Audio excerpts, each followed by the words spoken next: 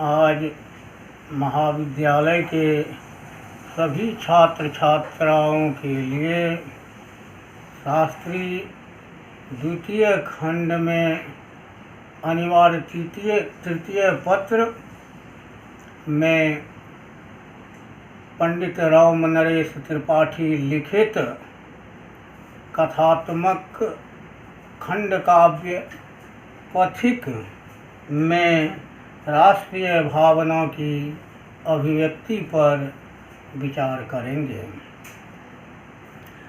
यह सुंदर पथिक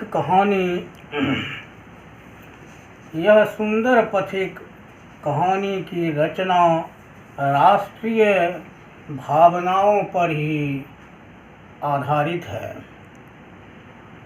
इसमें कथानक के राष्ट्रीय भावना का उभार आया है। जिस समय पथिक की रचना हुई, देश गुलामी के जंजीर में जकड़ा था। जनता घोर गरीबी और बेबसी के कारण त्राहि त्राहि कर रही थी। जनसाधारण में निराशा और आत्महीनता का भाव व्याप्त था। देशवासियों में राष्ट्रीयता की भावना और स्वराज्य प्राप्ति की सच्ची लगन पैदा करने की आवश्यकता थी और इसी को ध्यान में रखते हुए कवि ने पथिक काव्य में राष्ट्रीय भावना को जगाया है। उसी समय गांधी जी के नेतृत्व में राष्ट्रीय भावना की लहर चल गई थी।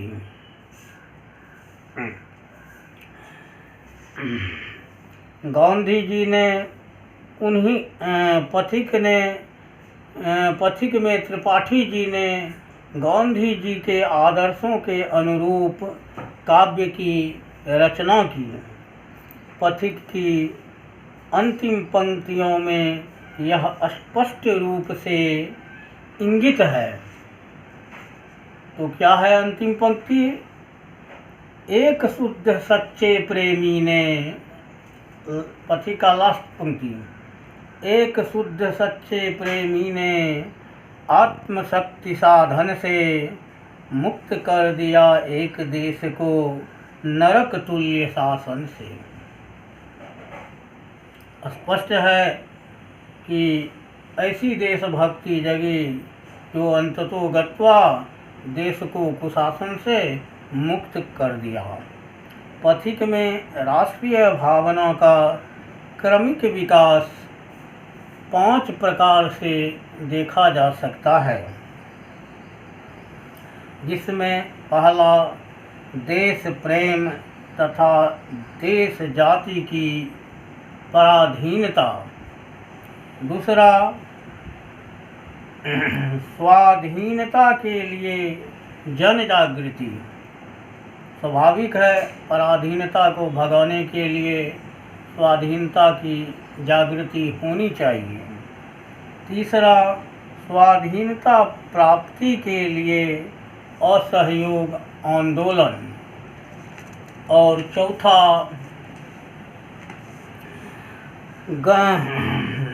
आंदोलन।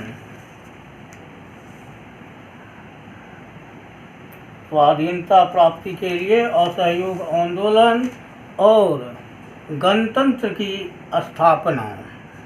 तो पहले हमें यहाँ पर देश प्रेम तथा पराधीनता पर, जनता के बीच क्षोभ पर विचार करनी चाहिए। प्रेम प्रत्यक्ष दर्शन से उमड़ पड़ता है, उससे सहानुभूति उत्पन्न होती है। प्रेमी दूसरे के दुख दर्द को समझता है और जब तक एक दूसरे के दुख दर्द को न समझे तब तक सहानुभूति आ ही नहीं सकती।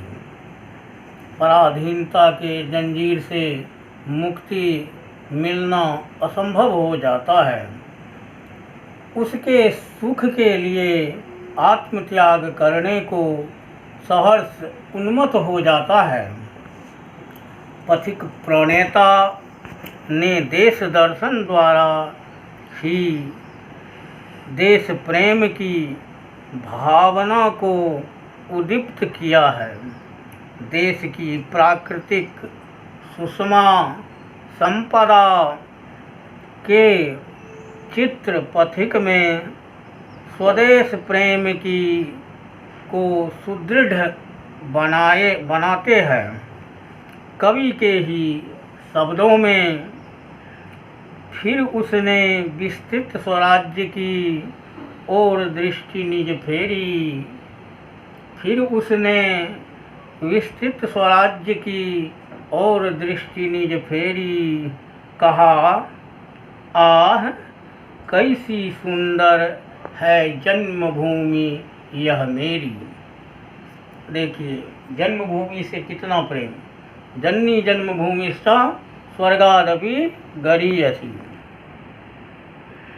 यहाँ अनुरंजित, कैसी सुंदर है जन्मभूमि मेरी, यहाँ अनुरंजित भक्ति का रूप धारण करती है। क्या धारण करती है? तो प्रेम, देश प्रेम अनुरंजित भक्ति का रूप धारण करती है। एक पंक्ति से देखिए, फिर बोला, हे जन्मभूमि, हे देश प्रेम धन मेरे, है यह जीवन पुष्प चरणों पर तेरे। मतलब देश के लिए ऐसी राष्ट्रीय भावना पथिक में जगी जो अपने जीवन की पुष्प को उनके चरणों में अर्पित करने के लिए हृदय से तैयार हो गए। पथिक देश से प्रेम, बस देश सेवा का व्रत लेता है। यही राष्ट्रीय भावना उदित होती है।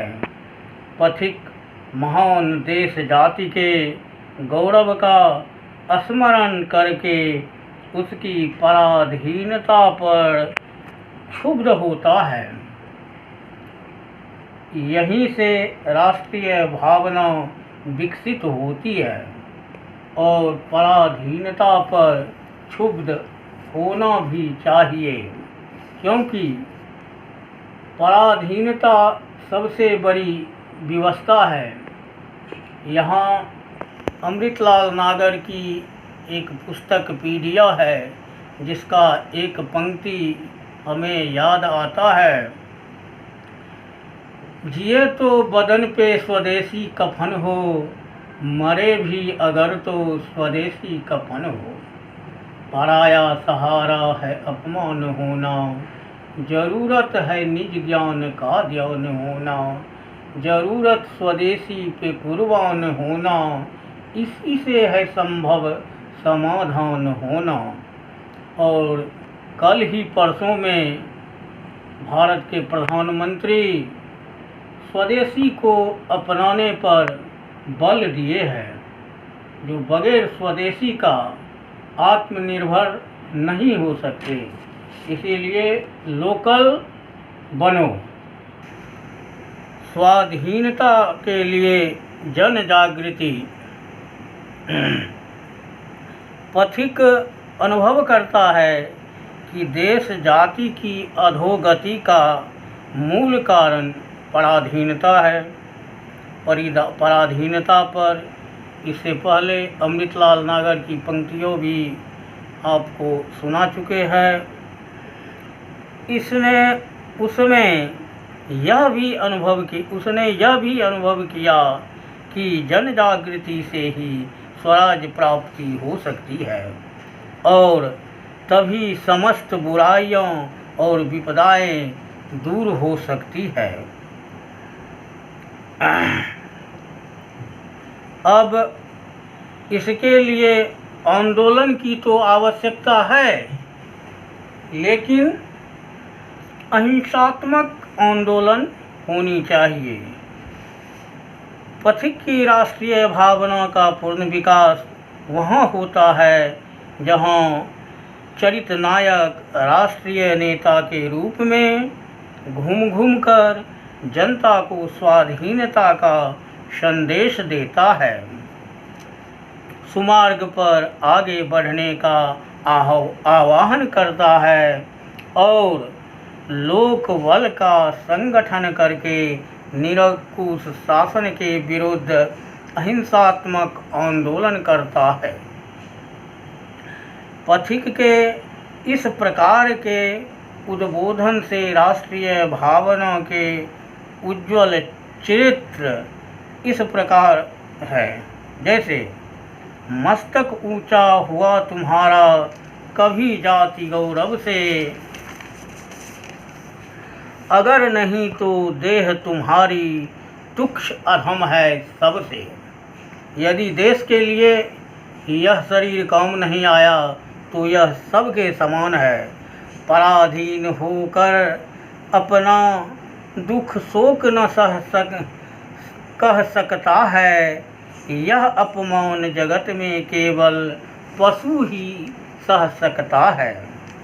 अपना शासन आप करो तुम, यही शांति है, यही शांति है, सुख है। पराधीनता से बढ़कर जग में नहीं दूसरा दुख है। इसके बाद